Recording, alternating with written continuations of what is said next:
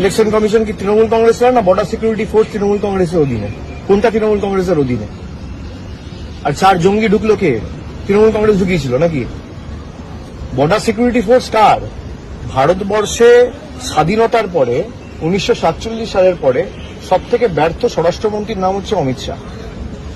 অমিত শাহর অধীনে একের পর এক জঙ্গি হানা থেকে শুরু করে এই যে অনুপ্রবেশ, তারপর এই যে বাংলায় দাবি করে কয়লা পাচার, গরু পাচার, তো সিআইএসএফ বিএসএফ এর মদত না থাকলে করা যায় না।